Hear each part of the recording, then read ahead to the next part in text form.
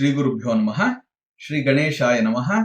ಓಂ ತತ್ವಜ್ಞಾನಿನಮಕ್ಷೋಭ್ಯಂ ಬಾದರಾಯಣ ಸಂಹಿತಂ ನಾರಾಯಣಾತ್ಮಕಂ ವಂದೇ ವೇದವ್ಯಾಸಂ ಜಗದ್ಗುರುಂ. ಸರ್ವರಿಗೂ ನಮಸ್ಕಾರ. ಶ್ರೀ ಸ್ಕಾಂದ ಮಹಾಪುರಾಣದ ಕಥೆಗಳ ಸಾಲಿನಲ್ಲಿ 378ನೆಯ ಭಾಗ. ವಜ್ರಾಂಗದ ರಾಜನಿಗೆ ಕಲಾಧರನು, ನನ್ನ ಮಿತ್ರನಾದ ಕಾಂತಿಶಾಲಿಯು ಕಾಂಬೋಜ ದೇಶದಲ್ಲಿ ಜನಿಸಿ ನಿನಗೆ ವಾಹನನಾದನು.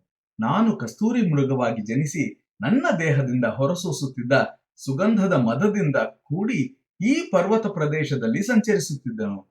ಬೇಟೆಯ ನೆಪದಿಂದ ಬಂದ ನಿನ್ನಿಂದ ತಪ್ಪಿಸಿಕೊಳ್ಳಲೆಂದು ಓಡುತ್ತಾ ಹೋಗಿ ನಮಗರಿಯದಂತೆಯೇ ಅರುಣಾಚಲನ ಪ್ರದಕ್ಷಿಣೆ ಮಾಡಿದಂತಾಯಿತು. ಅರುಣಾಚಲದ ಪ್ರದಕ್ಷಿಣೆಯನ್ನು ಬರಿಗಾಲಲ್ಲಿ ಹೆಜ್ಜೆಯ ಮೇಲೆ ಹೆಜ್ಜೆ ಇಡುತ್ತಾ ಪ್ರದಕ್ಷಿಣೆ ಮಾಡಬೇಕು. ಆದರೆ ನೀನು ಅಶ್ವವನ್ನೇರಿ ಪ್ರದಕ್ಷಿಣೆ ಮಾಡಿದುದರಿಂದ ನಿನಗೆ ಈ ರೀತಿಯ ನಿಶಕ್ತಿ ಉಂಟಾಯಿತು. ನಾವು ಪಾದಚಾರಿಗಳಾಗಿ ಪ್ರದಕ್ಷಿಣೆ ಮಾಡಿದ್ದರಿಂದ ಪ್ರದಕ್ಷಿಣೆಯ ಪೂರ್ಣ ಫಲವು ಪ್ರಾಪ್ತಿಯಾಗಿ ತಿರ್ಯಕ್ ಜನ್ಮದಿಂದ ಮುಕ್ತಿಯಾಗಿ ನಮ್ಮ ಸ್ವಸ್ವರೂಪ ವಿದ್ಯಾಧರ ಶರೀರವನ್ನು ಪಡೆದವು. ನಿನ್ನ ಮೂಲಕ ಬೇಟೆಯ ನೆವದಲ್ಲಿ ನಮಗೆ ಮುಕ್ತಿಯನ್ನು ದೊರಕಿಸಿದ ನಿನಗೆ ನಾವಿಬ್ಬರೂ ಕೃತಜ್ಞರಾಗಿದ್ದೇವೆ.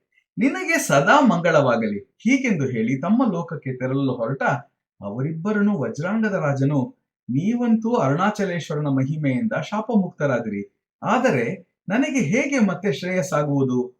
ಈ ಯೋಚನೆಯಿಂದ ನನ್ನ ಅಂತರಂಗವು ಕುಗ್ಗಿ ನನ್ನ ಪ್ರಾಣ ತ್ಯಜಿಸುವ ಕಾಲವು ಸನಿಹದಲ್ಲಿಯೇ ಇದೆ ಎನಿಸುತ್ತದೆ. ಹೀಗೆಂದು ಹೇಳಿದನು. ಅವರಿಬ್ಬರು, ನಿನಗೆ ಮೋಕ್ಷ ಪ್ರಾಪ್ತಿಯಾಗುವ ಮಾರ್ಗವನ್ನು ಹೇಳುವೆವು. ಮನಸ್ಸಿಟ್ಟು ಕೇಳು. ನಾವು ಹೇಳಿದಂತೆಯೇ ಅನುಸರಿಸು. ನೀನು ಮನಸ್ಸಿನಲ್ಲಿರುವ ಎಲ್ಲ ವ್ಯಥೆಗಳನ್ನು ದೂರ ಮಾಡಿ ಏಕಾಗ್ರ ಮನಸ್ಸಿನಿಂದ ಪಾದಚಾರಿಯಾಗಿಯೇ ಅರುಣಾಚಲೇಶ್ವರನನ್ನೇ ಧ್ಯಾನಿಸುತ್ತಾ ಪ್ರದಕ್ಷಿಣೆ ಮಾಡು. ತಿರ್ಯಕ್ ಜಂತುಗಳಾಗಿದ್ದ ನಮಗೆ ನಮ್ಮ ರೂಪ ಶರೀರ ದೊರಕಿರುವುದನ್ನು ನೀನು ಪ್ರತ್ಯಕ್ಷವಾಗಿ ಕಂಡಿರುವೆ. ಇದಕ್ಕಿಂತ ಹೆಚ್ಚಿನ ಇನ್ಯಾವ ಸಾಕ್ಷಿ ಆಧಾರ ಬೇಕು? ಪಾದಚಾರಿಯಾಗಿ ಅರುಣಾಚಲ ಪ್ರದಕ್ಷಿಣೆ ಮಾಡಿ ಕಸ್ತೂರಿಯಿಂದ ಕೂಡಿದ ಬಿಳಿದಾವರೆ ಹೂಗಳಿಂದ ಕಸ್ತೂರಿ ಪ್ರಿಯನಾದ ಮಹೇಶ್ವರನನ್ನು ಪೂಜಿಸು. ನಿನ್ನಲ್ಲಿ ಎಷ್ಟು ಐಶ್ವರ್ಯವಿರುವುದೋ ಅದನ್ನೆಲ್ಲ ಈ ಜ್ಯೋತಿರ್ಲಿಂಗದ ಗರ್ಭಗುಡಿ, ಪ್ರಾಕಾರ, ಗೋಪುರಗಳ ಜೀರ್ಣೋದ್ಧಾರಕ್ಕಾಗಿ ವ್ಯಯಿಸು.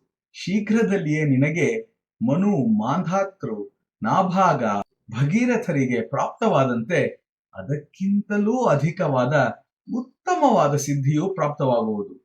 ಹೀಗೆಂದು ಕಲಾಧರ ಕಾಂತಿಶಾಲಿಯರು ಹೇಳಿ ತಮ್ಮ ಲೋಕಕ್ಕೆ ತೆರಳಿದರು.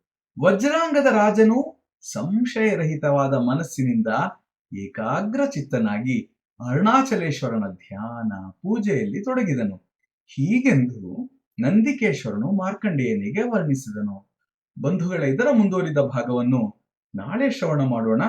ಎಲ್ಲರಿಗೂ ಒಳಿತಾಗಲಿ. ಜೈ ಶ್ರೀರಾಮ್.